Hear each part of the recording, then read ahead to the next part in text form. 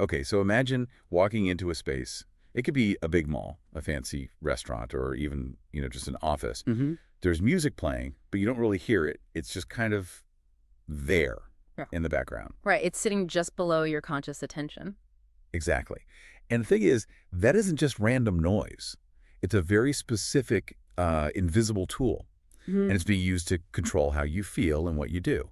That's the whole idea behind it. We call it functional audio, and it's completely deliberate. Today, we're going to pull back the curtain on the hidden rules behind all that music you hear every day. From classrooms to stores to Mhm. everywhere, really. It's about showing you how sound designers are, in a way, programming your environment. And its main purpose is really two things. First, it creates an atmosphere, an entire mood without you needing to pay attention to it. It's not supposed to be entertainment. Right. And second, it's a masking tool. So if Yeah. you're in a huge lobby with really high ceilings, that music covers up the awkward silences or any jarring noises. Think about those giant, echoey spaces.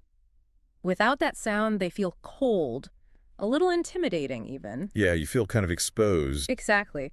So the music gently fills the air and provides this sense of warmth. It makes people feel more relaxed, whether they're waiting for a doctor's appointment or just browsing. Okay, so let's get into the mechanics of it. How does sound, which is really just vibration, actually affect us physically? I mean, it's way more than just liking a song. It is. It's about brain chemistry. Your brain reacts to melody and rhythm in really complex ways, and it connects those sounds directly to memory and emotion. How does that work on a chemical level? What's so fascinating is that certain rhythms and chords can actually trigger your brain's reward system. We're talking about a measurable release of dopamine. Dopamine, so that's the happy chemical, right? The one that makes you feel good. That's the one. It's a key part of your brain's reward circuit. And that release can make something unpleasant, like a long wait in line, feel way less boring. So it's not just about pleasure, it's about control.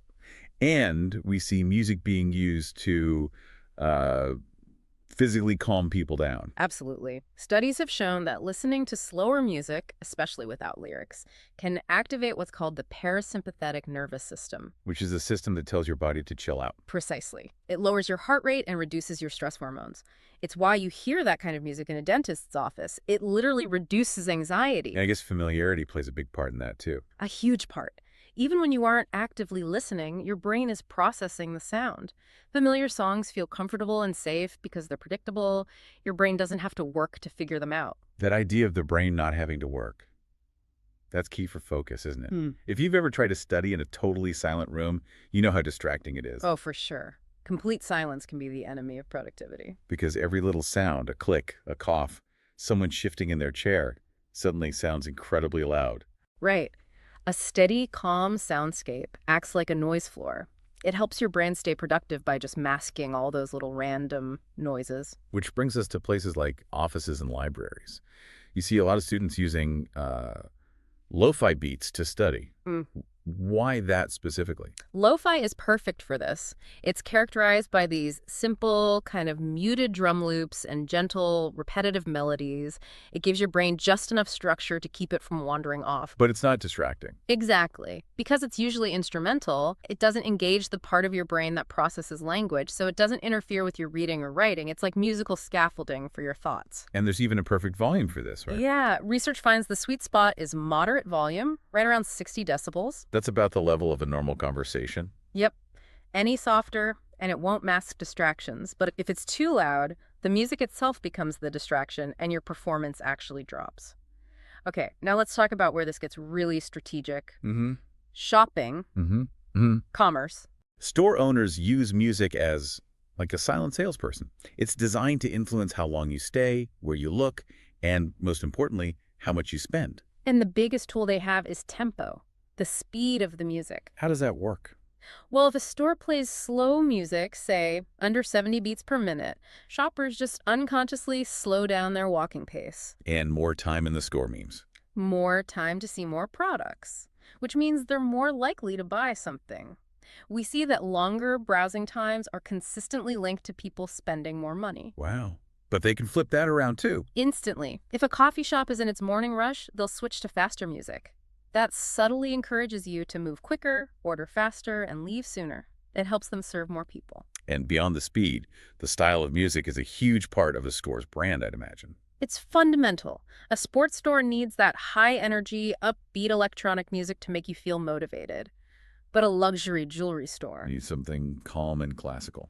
right, to suggest elegance and value, the music gives you a psychological cue about the price point before you even look at a single tag. We see that same strategy in restaurants, too. They are masters of using tempo to manage how quickly you eat. During busy dinner hours, faster music encourages people to chew and drink more quickly.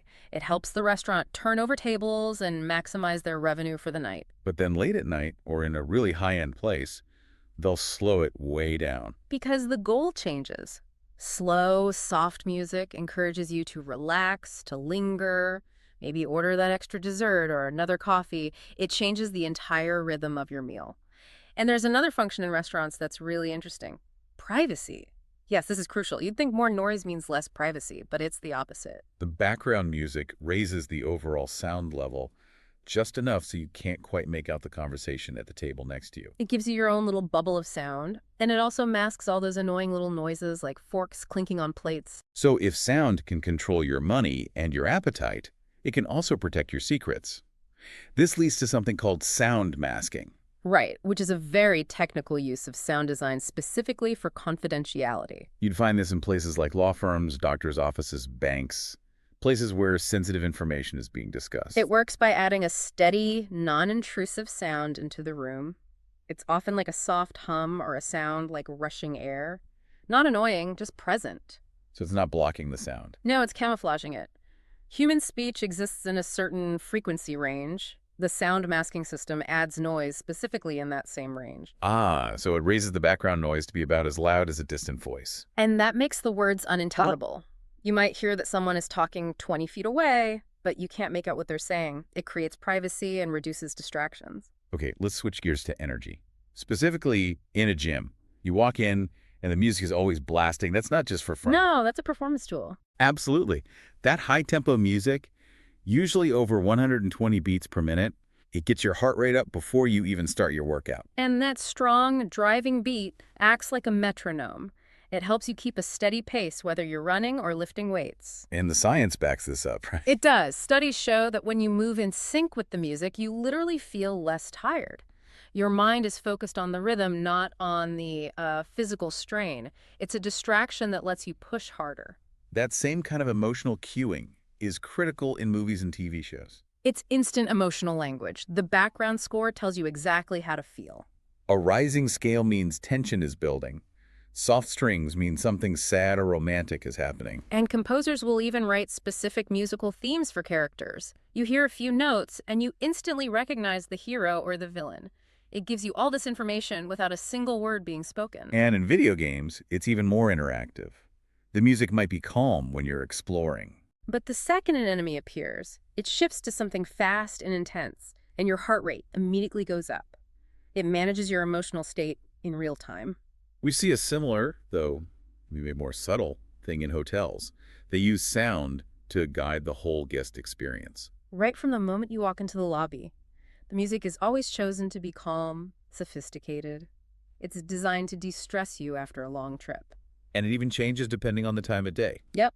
In the morning, it might be bright and acoustic. By evening, the music in the lounge gets deeper, more rhythmic. It signals that it's time to unwind and socialize. And shifting again to education, teachers use music as a classroom management tool all the time. For sure. For quiet reading, soft classical music helps kids settle down and focus.